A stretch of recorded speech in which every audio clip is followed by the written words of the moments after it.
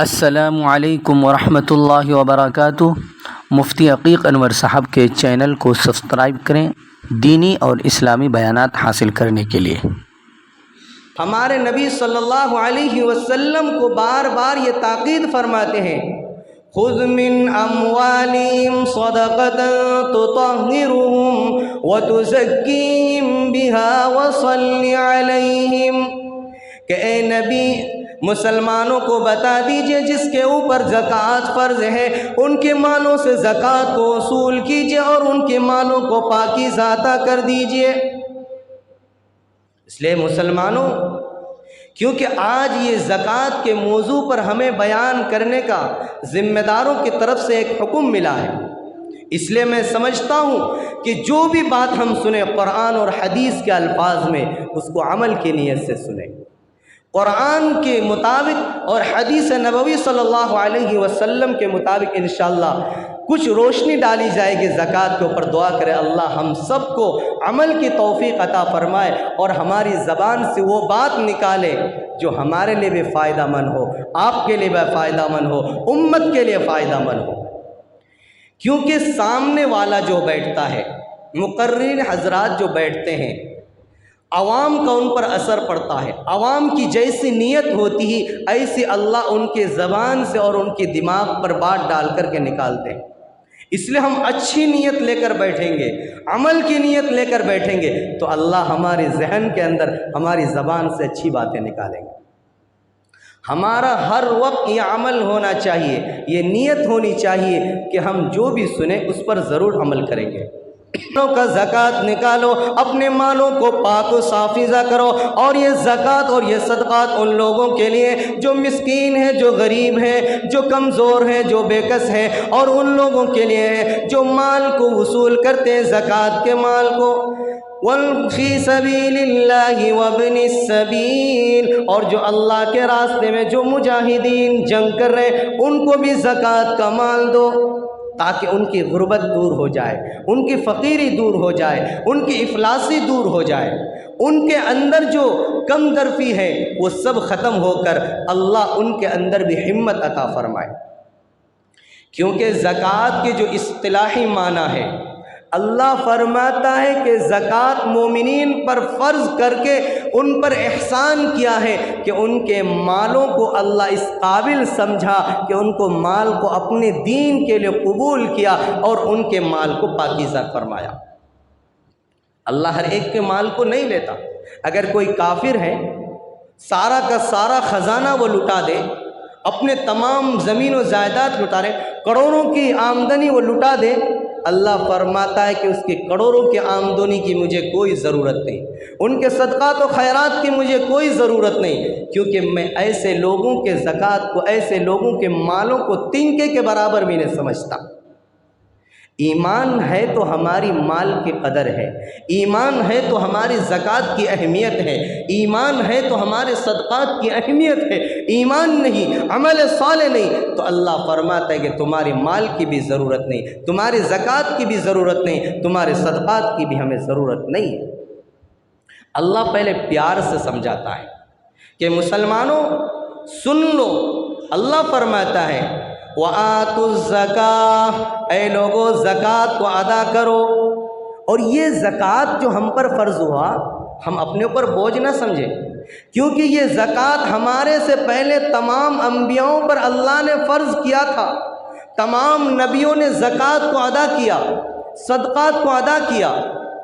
حضرت آدم علیہ السلام کے دو بیٹوں نے صدقہ کیا،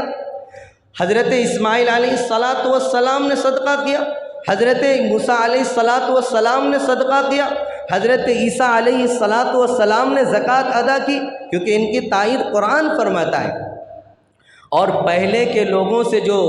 زکوٰۃ وصولی کی جاتی تھی ان کا ایک نظام ہوتا تھا کہ تمام لوگ، گاؤں کے لوگ ایک جگہ، ایک پہاڑ پر، ایک میدان پر اپنے زکوٰۃ کو، اپنے صدقات کو لا کر کے جمع کر دیتے تھے۔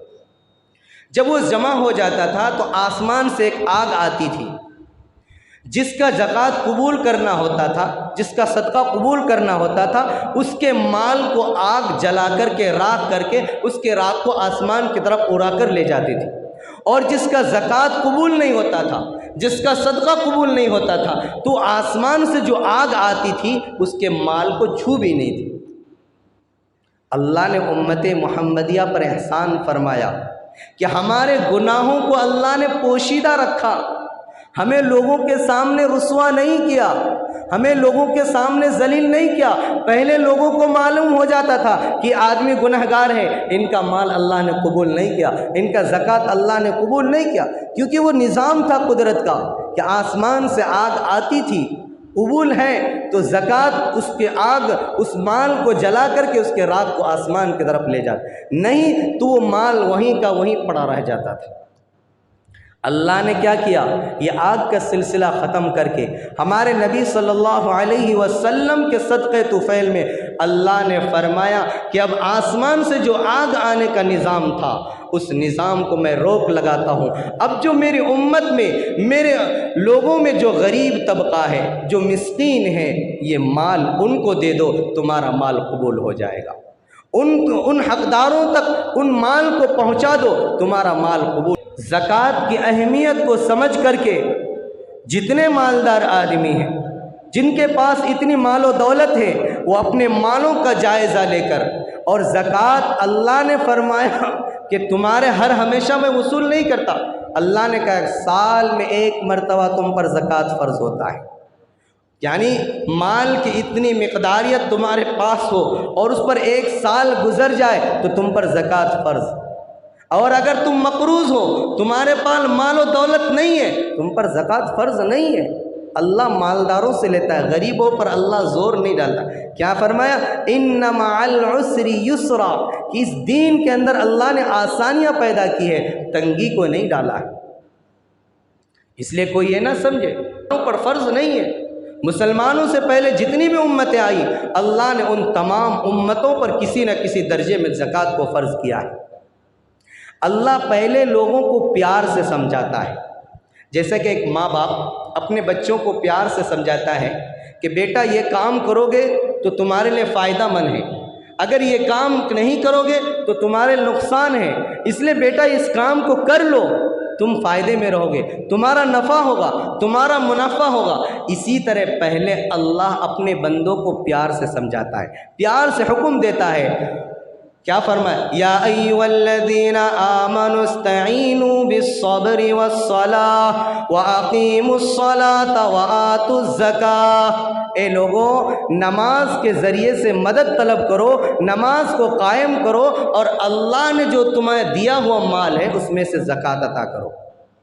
جو نہیں سمجھتا، جیسے کہ بہت سے آدمی کو اگر آپ پیار سے سمجھاتے ہیں تو سمجھ جاتے ہیں، بہت سے آدمی ایسے ہوتے ہیں ان کو غصے سے سمجھانا پڑتا ہے،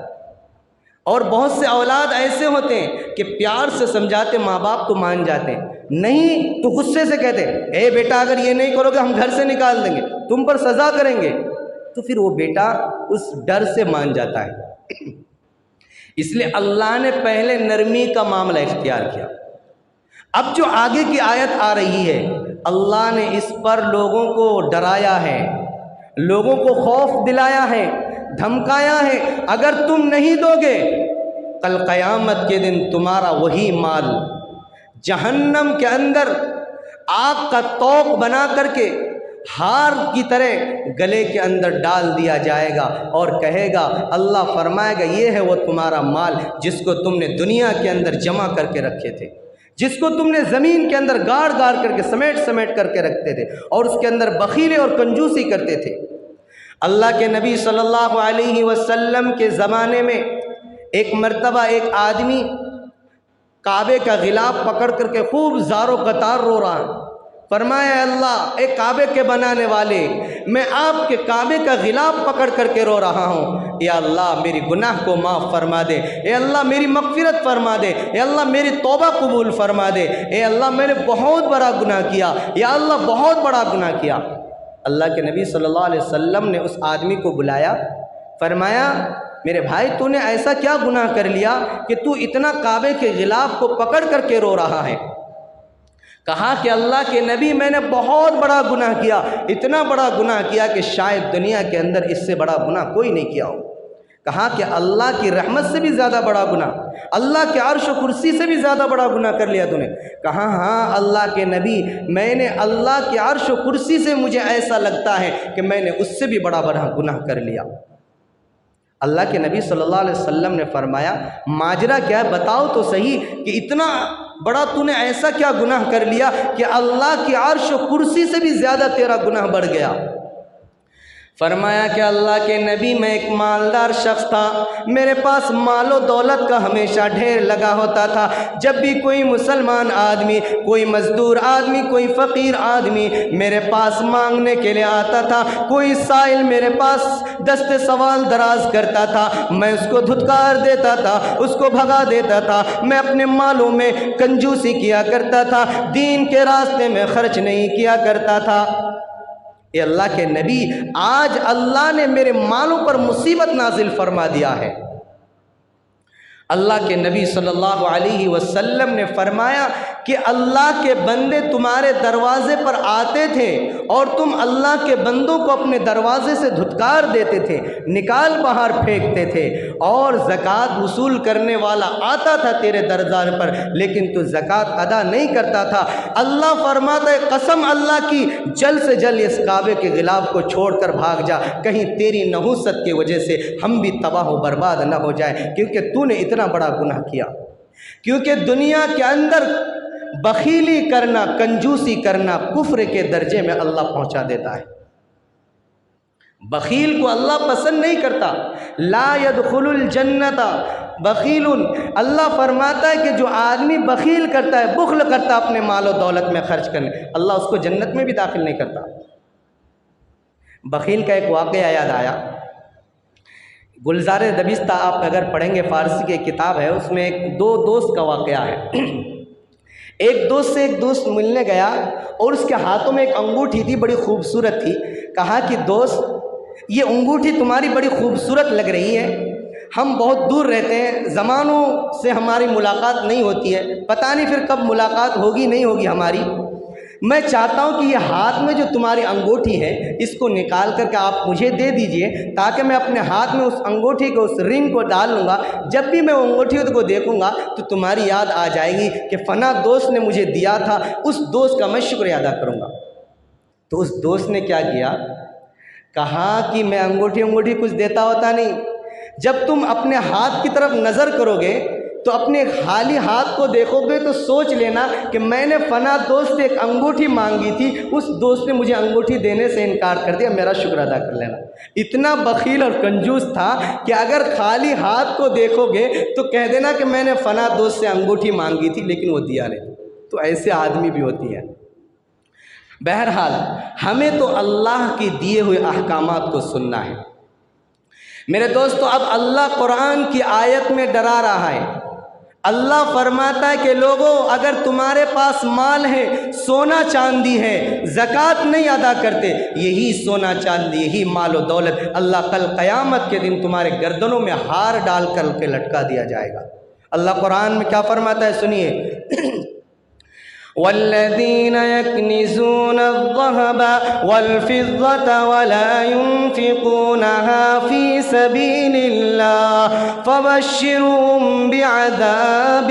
علیم۔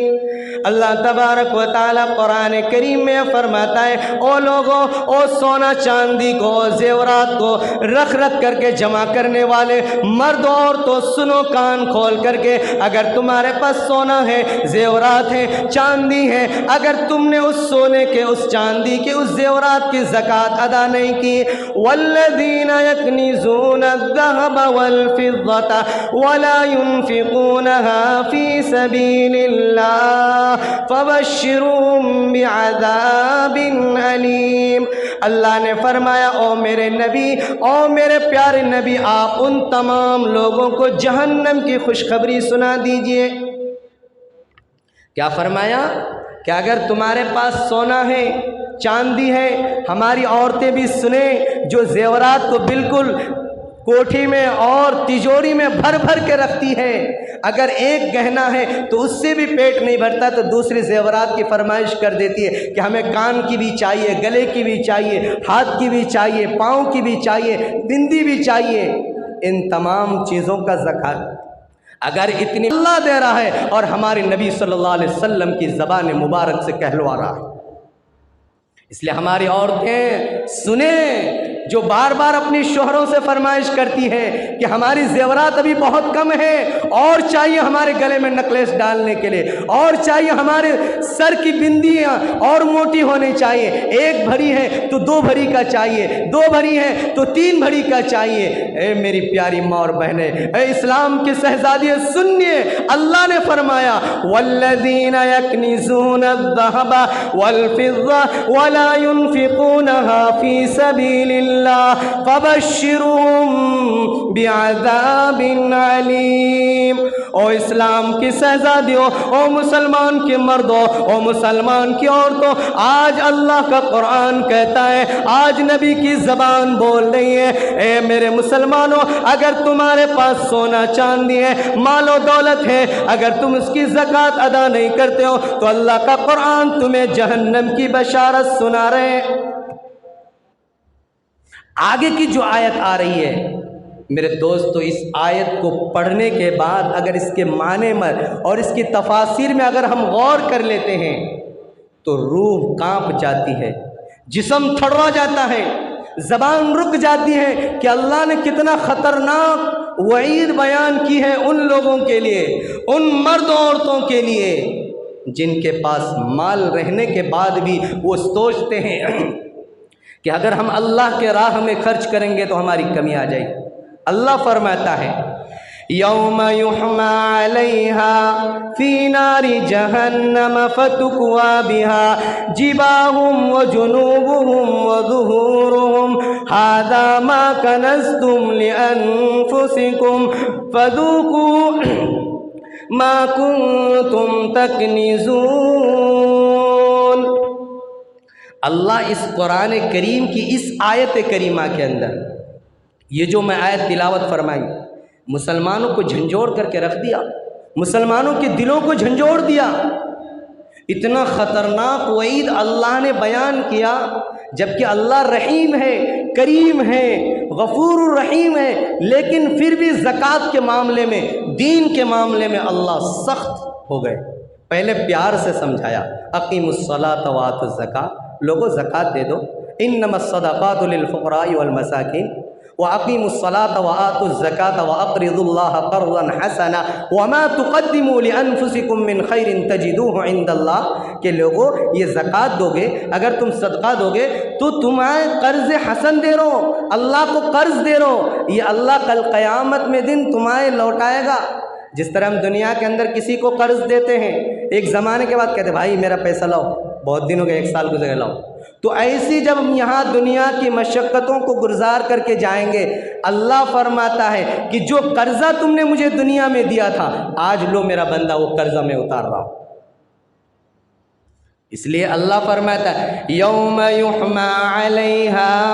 فی نار جہنم فتکوی بہا جباہہم وجنوبہم وظہورہم ھذا ما کنزتم لانفسکم فذوقوا ما کنتم تکنزون۔ اللہ فرماتا او میرے نبی، او اللہ کے پیارے نبی، مسلمانوں کو یہ پیغام پہنچا دیجئے، مسلمانوں کو یہ بتا دیجئے کہ جو اللہ کے مالوں کو جمع کرتے ہیں، جو اپنے کوٹھیوں کے اندر بھر بھر کے رکھتے ہیں، جو زمین کے اندر سونا چاندی کو گار کر کے رکھتے ہیں، اگر اس میں سے اگر وہ اللہ کے راستے میں صدقہ نہیں کرتے، زکوٰۃ نہیں کرتے، اللہ فرماتا ہے کل قیامت کے دن ان کے مالوں کے اندر آگ لگائی جائے گی، ان کے مالوں کو آگ کا ایندھن بنایا جائے گا، ان کے مالوں کے اندر بڑا آگ سلگایا جائے گا، جہنم کی آگ سے ان کے مالوں کو تپایا جائے گا۔ یوم یحمى علیہا فی نار جہنم فتکوی بہا جباہہم، جب اس کے مالوں کے اندر آگ لگا دی جائے گی، وہ مال جہنم کے آگ سے بالکل گرم ہو جائیں گے۔ اللہ فرماتا ہے اب میرے اس بندے کو اٹھاؤ، ان کے مال کی آگ سے ان کی پیٹھ को जलाओ, उनकी करवटों को जलाओ, उनके चेहरों और उनकी पेशानियों को झुलसा करके रख दो। और अल्लाह फरमाता है यौमा युहमा अलैहा फी नारि जहन्नम फतुक्वा बिहा जिबाहुम व ज़ुहुरुम हाज़ा मा कनज़्तुम लिअन्फुसिकुम फज़ूक़ू मा कुन्तुम तकनिज़ून। अब जब उनकी पेशानी भी जल जाए, उनकी पीठ भी जल जाए, उनकी करवटें भी जल जाए, अल्लाह आगे फरमाते हैं उनकी जहन्नम में फेंक दो, उनको भी फेंको, उनके साथ साथ उनके माल को भी फेंक दो। मेरे दोस्तों, कितना ख़तरनाक है अल्लाह का वही, कितना ज़बरदस्त अल्लाह ने फरमाया। और मुफस्सिरीन ने इस आयत की तफसीर में फरमाया कि अल्लाह पेशानी, करवटें और पीठ को जलाने का तज़किरा इसलिए किया है कि जब कोई आदमी किसी के पास मांगने आता है तो सबसे पहले उनकी पेशानी पर बल पड़ती है, यार क्या ये बार बार मेरे पास आ गया, यानी पेशानी पर उसकी मायूसी छा जाती है कि ये आया क्यों मेरे पास। तो इसलिए अल्लाह ने फरमाया यौम युहमा बिहा फी नारि जहन्नम फतुक्वा बिहा जिबा वो ज़ुहुरुम व ज़ुहुरुम, कि सबसे पहले उनकी पेशानी को दागो, उन्हीं की माल से सबसे पहले उनकी पेशानी को जलाओ। फिर दूसरा आदमी क्या इख्तियार करता है कि वो करवटें बदल के भागता है। फिर आदमी अगर उसके दूसरी तरफ जाता है, फिर आदमी उसकी तरफ मांगने लगता है, तो आखिर में क्या करता है, वो पीठ फेर करके उसकी तरफ से चला जाता है। तो आखिर में अल्लाह फरमाया कि उनकी करवटों को भी झुलसाओ और उनकी पीठ, जो पीठ दिखा करके भागे माल देने के डर से, कंजूसी के डर से, उनको पीठ को भी जलाओ और जलाने के बाद जहन्नम के अंदर फेंक दो। मेरे दोस्तों, कितना ख़तरनाक वईद है। ऐसा वईद सुनने के बाद तो अब हम अपने नफ्स का मुहासबा करें, अपने अंदर झांक कर देखें और मेरे दोस्तों अपने अंदर उस चीज़ को पैदा करें कि अल्लाह ने जो दिया है उसमें से हम कुछ ना कुछ खर्च करेंगे। अगर ये चीज़ आ जाएगी जिस तरह हज़रत अबू बकर, हज़रत उमर, हज़रत उस्मान, हज़रत उमर बिन अब्दुल अज़ीज़ रहमतुल्लाह अलैह का जो खौफ था, जो डर था, वही हमारे अंदर भी पैदा हो जाएगा अगर इस आयत पर गौर कर लें। एक आना दीनार भी अगर उनके जेब में रहता तो रात को नींद नहीं आती थी।